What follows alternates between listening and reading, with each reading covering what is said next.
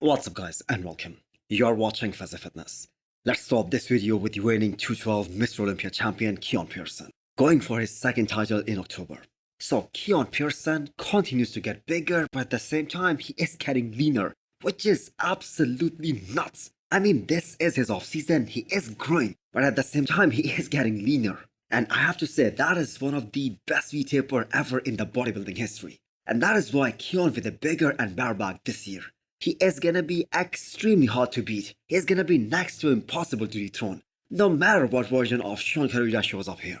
Now I know you can never say someone is totally unbeatable, because peaking for a bodybuilding show, that is such a tricky process. There are so many variables, and you can look spectacular leading into the show, and just one variable can go wrong, and you can mess up your peak. And that is why it is never guaranteed that you are gonna be 100% on the stage. But all that being said, Quinton has now proved in two of his last showings, the Texas Pro and the Olympia, that he can bring an insane level of conditioning, and that too in back-to-back shows. And more importantly, now he knows what it means to go to that dark place, how regimented he needs to be in order to get that next level of conditioning. The conditioning that is worthy of Mr. Olympia. And Quinton has now done that. And that is why this Quinton Pearson, who is a 212 Mr. Olympia, he has a totally different mindset. And that is why everyone who is watching Quinton, they all have one thing to say about him. He is more focused than ever now during this offseason. So I wonder why the IFBB Pro League did not invite him to guest pose at the Pittsburgh Pro. If you guys remember, Sean Carida was invited last year, because he was the reigning 212 Mr. Olympia in 2022. And he shared the stage with the likes of Derek Linsford, Nick Walker, Big Ramy and Samson Dauda. So remember that time when Quinton Pearson guest posed alongside the mutant Nick Walker. It would have been so cool to see him on the stage with these mass monsters here at the Pittsburgh Pro. And who knows, maybe he's gonna show up here, as Quinton Pearson is also one of those guys who loves to guest pose. Looking at the latest physique update of James Hollingshead and how strict his daily diet looks post Arnold Classic UK, do not be surprised if James jumps into Detroit Pro, which is gonna be happening in about 2 weeks time now. So James hasn't confirmed it yet, but at the same time he hasn't categorically denied it either. The idea of him doing Detroit Pro is still on the table. So as of right now, all those guys who are confirmed to do Detroit Pro, like Martin Fitzwater, like Goodvito, like Justin Rodriguez, we can all agree that all of these guys are beatable by James Hollingshead if he shows up the way he did at the Arnold Classic Ohio prejudging. And yes, I know we do not know what to expect from Goodvito as of right now, because he hasn't stood next to the pros yet. But we will find out in just 5 more days time now. And I have a feeling that Goodvito is going to be lacking in his back development. So I don't think he's going to be able to beat James Hollingshead just yet. And on top of that, James Hollingshead has a lot of mass. He has a lot of free factor, and with the conditioning that he brings, I think that is going to be enough to beat all these guys. Although I do have to say, we do not exactly know what to expect from Martin Fitzwater either. I mean, the guy is coming back after a gap of 1.5 years. But the last time him and James Hollingshead went toe-to-toe, James Hollingshead came out on top, and that was the Arnold Classic UK 2022. And he just beat Justin Rodriguez at the Arnold Classic Ohio. So as of right now, James looks to be in a damn good conditioning right now. He's looking so lean, so either he takes advantage of that 20 weeks prep that he has already done for the Arnold Ohio and UK, and go for Detroit Pro in 2 weeks time, or defer his competition plans, go into the rebound phase now, have a little off season, and compete closer to the Olympia and hope to get the Olympia qualification then. So just a reminder for all of you guys on how good James was at the Ohio prejudging. It was tied between him and John DeRosa for the 4th place. So if he peaks right, he can definitely win this show. We only have a handful of guys that are still competing actively in classic physique category, who also had the privilege of competing in this division back in 2016, when this division was originally created. I guess everyone knows about Breon Ansley and Terrence Suffin, who were there in 2016. But wait, it is the return of Robert Timms, who competed in 2016, and he placed top 6 that year.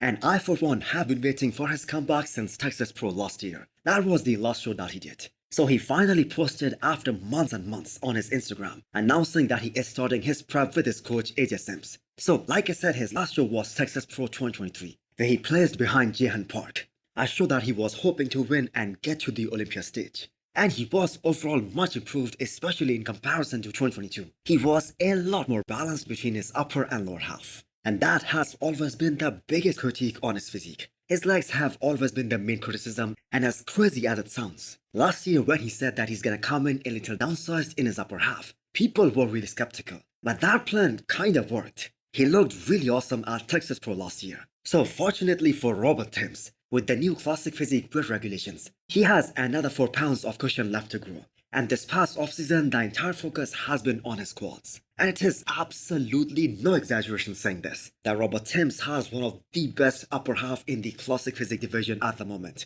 The arms are some of the best out there. Huge 3D chest, plus that back is absolutely insane. So looking forward to his return to the stage and see how well this new physique can perform in classic physique division. Can he get to the Olympia stage? And more important than that, can he crack top 10? More updates from classic physique division, as Logan Franklin just revealed that this is the starting point of his prep. And no, this isn't the Olympia prep, he isn't starting so far out of the show. He plans to compete before the Olympia probably sometime in summer, or maybe he is going for Dubai Pro. But the big surprise here is this, he is self-coaching again this time. And no, I'm not saying it is a bad thing, or it is impossible. I mean, we just saw Michael the Bull nail his peak to perfection at the Arnold UK. But I have to say Michael the Bull was an exception. Logan Franklin did coach himself last year for 2 shows, Texas Pro and Legion Sports. And it's not just about the level of competition that showed up on both these shows. It's simply that we have seen Logan far better in some of the previous shows. For instance, when he was working with Milos. Plus, coaching yourself is kinda hit and miss. I mean, we all saw Blessing of Woodyboo try to do it last year, and he looked abysmal at Chicago Pro.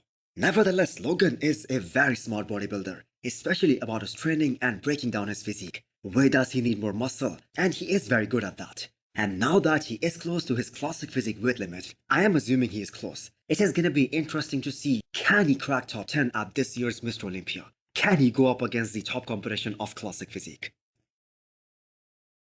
That is a world-class front double biceps by Quinton Beastwood, who some people consider the future of men's open bodybuilding. And rightfully so, the guy is just 28 years old. He has a very long career ahead of him. So right now he is looking very lean, and it is a high possibility Quinton has already decided what show he's gonna do next, and maybe it is gonna be Vancouver Pro, which is gonna be happening in July, so he will be representing his country there. So Quinton has packed on a lot of mass during the last couple of years. I mean, the guy went up to 320 pounds, and the crucial factor on how far he is gonna go, that is gonna come down to the amount of improvements he has been able to make in his back shots since Texas Pro 2022, because that was the last show that he did. So he stated that he needs to be 290 pounds on the stage, for his height of course, to be able to compete with the best of the best. In my opinion, he needs to be even more than that, but we have all seen that weight is just a number when it comes to the stage. But we have to keep in mind, Quinton is one of the tallest guy in the men's open bodybuilding at the moment. So he needs to be big, and overall more muscular, he needs to be more dense, especially in his back. And for that, he needs to be heavier. So Quinton really has one of the best shapes in the men's open right now. From the front, nothing is missing, he is very complete. And not that the calves matter. Not as much as people think they do. But those are some very impressive set of calves that Quinton has. So he has placed as high as second in one of the shows that he did in 2021. So just one more spot to go and he will be on the Olympia stage. But again, just getting to the Olympia stage isn't the goal.